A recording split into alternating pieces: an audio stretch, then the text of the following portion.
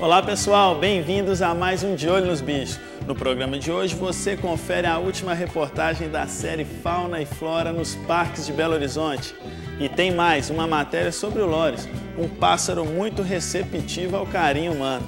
Não sai daí, o De Olho nos Bichos começa agora.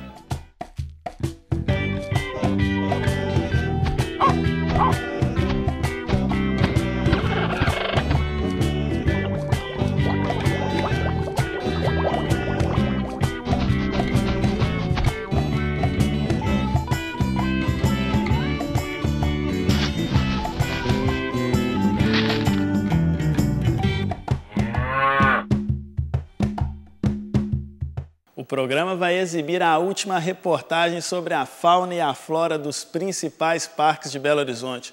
Para fechar esta série, nós vamos mostrar hoje as riquezas naturais do Parque Municipal Américo René Gianetti. Construído junto com a nova capital mineira, o Parque Municipal hoje forma um ecossistema que chama a atenção, com árvores centenárias e uma diversidade de espécies vegetais. Nós temos aproximadamente 280 espécies de árvores, sendo que a maioria dessas espécies de árvores elas estão divididas entre exóticas e nativas, que é uma característica que foi usada na época da construção, que era muito em moda misturar as duas vegetações. Correndo o risco de cair a qualquer momento, algumas dessas árvores foram cortadas por causa da infestação de cupins, mas ainda sobraram muitas plantas para serem contempladas pelo visitante. Temos espécies brasileiras que são muito bonitas, que chamam muita atenção, como a sapucaia, paineira e os ipês, uma floração muito exuberante, que chama muita atenção. E temos também espécies ornamentais que embelezam os canteiros do parque, como as sálvias, agapantos, camarás. Fundado em 1897, o parque é considerado o patrimônio ambiental mais antigo de Belo Horizonte. Com uma área de 100 mil metros quadrados de vegetação, a reserva contribui para amenizar o clima em plena região central da cidade. O Parque Municipal é responsável por 70% da vegetação do centro. O clima, principalmente dentro do parque, é de 2 a 4 graus menor que em relação ao grande hipercentro. E só dele ser 2 a 4 graus menor, com certeza ele influencia também na temperatura do centro da cidade. A fauna do parque também é bastante diversificada, principalmente no quesito aves. Aqui nós temos 60 espécies de aves, isso para um parque de 180 mil metros quadrados, localizado no centro da cidade, é um número bem expressivo. Mas um problema do lugar é o abandono de gatos. Muitas pessoas que não querem mais o bichinho dentro de casa acabam soltando os felinos no parque, causando um desequilíbrio ecológico na reserva. Eles acabam predando, né? Não só aves, mas também predam outros animais como borboletas, répteis. E tem uma infinidade de outros animais que eles vão predar por instinto de brincadeira. Às vezes eles não predam, não é nem para se alimentar. Como é o instinto do animal, eles acabam fazendo essa predação. Com isso, a gente acaba tendo um desequilíbrio da cadeia alimentar. O tempo de permanência dos gatos aqui pode estar com os dias contados. É que o parque estuda a possibilidade de os felinos serem levados para um gatil. Mas, independente de alguns problemas, o parque ainda é um bom lugar para curtir a natureza. Aqui encontramos pessoas que visitam a reserva pela primeira vez.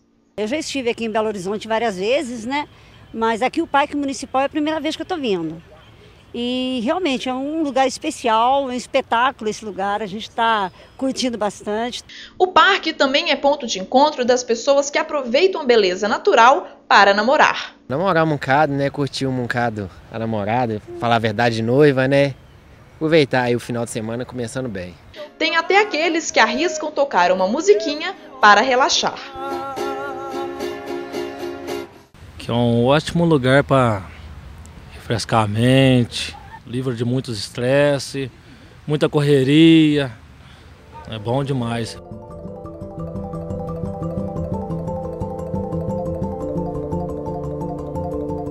A história de uma arara azul que troca a vida mimada como animal de estimação nos Estados Unidos para se aventurar nas belezas cariocas. Confira agora no Cine Bicho o filme Rio, que garantiu o posto de melhor estreia do ano. Só no Brasil, mais de 1 milhão de pessoas foram aos cinemas.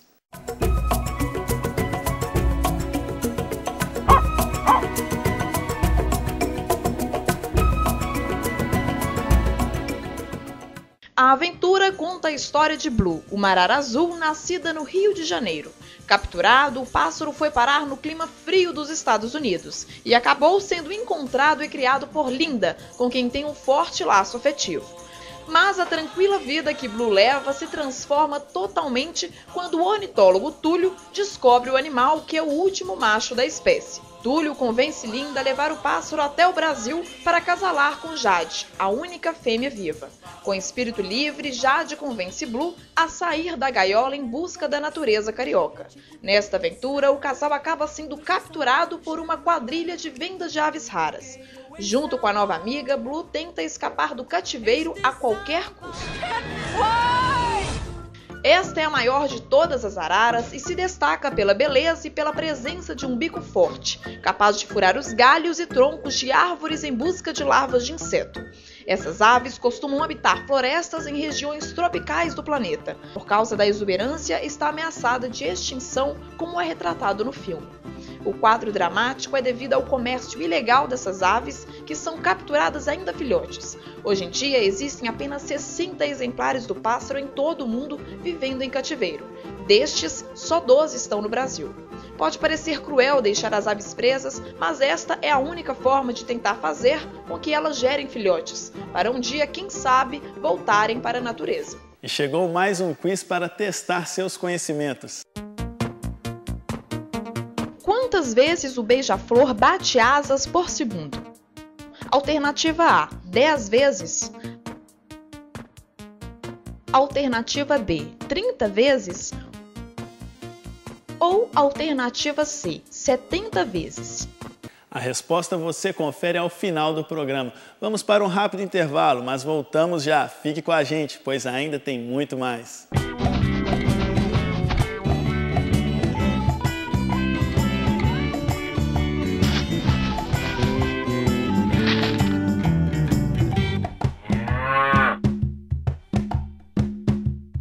Aves de estimação são cada vez mais populares, como cães e gatos. É o caso do Loris, um pássaro colorido e muito carinhoso com os seres humanos. Saiba mais sobre ele na matéria a seguir. Originário da Austrália e região do Pacífico, o Loris é um pássaro da família dos papagaios. Esta ave é encontrada em diversas combinações de cores, como vermelho, azul, verde e amarelo. Muito receptivo ao carinho humano, o Loris pode ser visitado em um parque ecológico localizado em Betim. Aqui, as pessoas podem até mesmo entrar no viveiro, dar comida e interagir com o animal. A gente tem uma equipe, a equipe de guias aqui, que entram com as pessoas que estão interessadas a ter esse tipo de interação com os bichos, né? Então eles trazem na mão esse tipo de coisa que a gente fornece, aí a gente entra aqui, obviamente a gente não quer que as pessoas entrem sozinhas, porque às vezes assusta os pássaros e tudo mais, então a gente dá uma aulinha do lado de fora como é que deve proceder, não fazer movimentos bruscos, aquela coisa toda, para a pessoa ter essa sensação de justamente ver o animal livre, solto, por livre e espontânea vontade, vindo até nas mãos da pessoa e interagindo.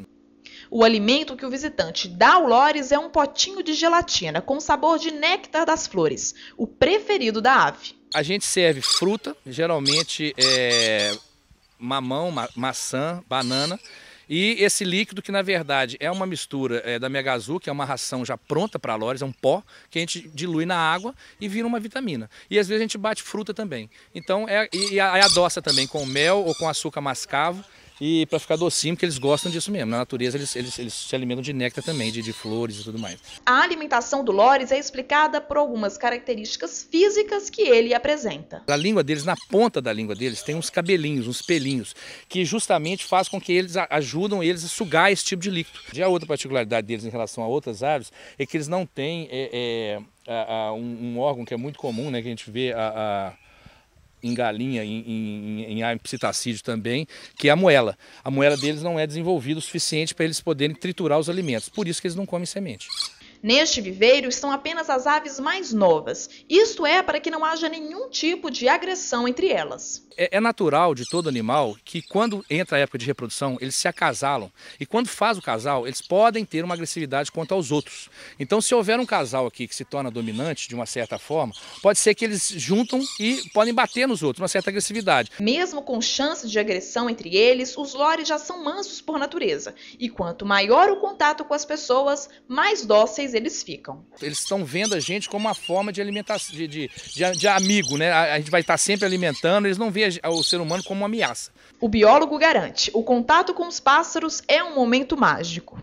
Então é um sucesso, a pessoa vem aqui e nunca tem chance de chegar perto de um bicho, ou não ser um bicho numa gaiola, e aqui ele tem condição do animal posar em cima deles assim, espontaneamente. Então é muito legal, uma experiência diferente.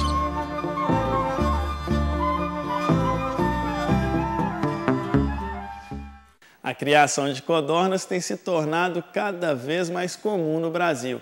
É a coturnicultura. Os detalhes você vê agora no Você Sabia.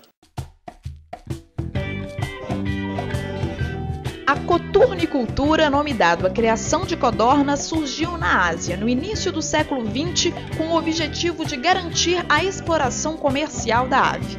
No caso do Brasil, os animais foram trazidos por imigrantes italianos e japoneses na década de 50. A produção tem cada vez mais se consolidado no país.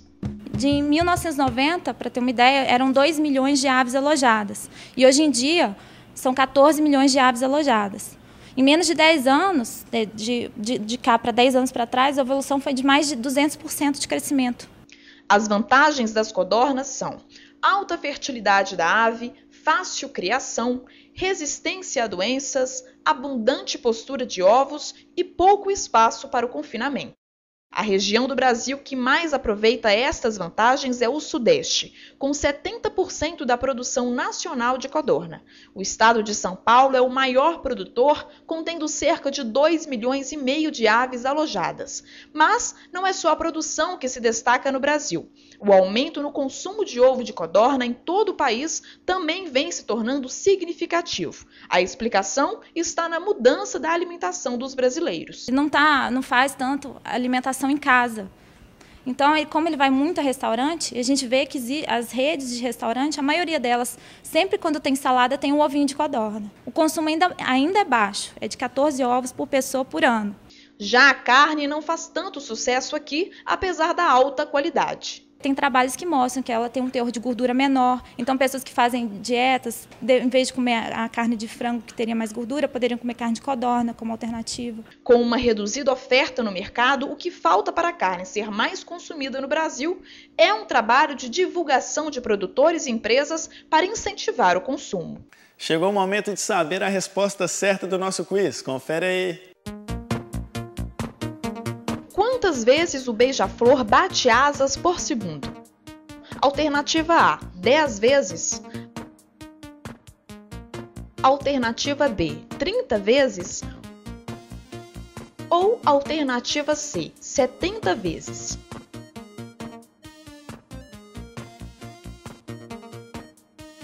Considerado campeão de voo, o pássaro chega a bater as asas 70 vezes por segundo. Os impulsos elétricos responsáveis pela movimentação das asas são muito intensos, sendo mais parecidos com os de insetos do que com os de outras aves. Na hora de levantar voo, o beija-flor não precisa dar impulso com os pés, como fazem os outros pássaros.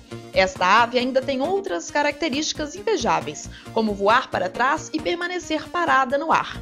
Apesar de pequeno, o beija-flor faz muito exercício e, para repor as forças, ele suga o néctar das flores, alimento rico em açúcar que logo é transformado em energia. Chegamos ao fim de mais um programa. Obrigado pela companhia. A gente se vê no próximo De Olho nos Bichos. Até lá!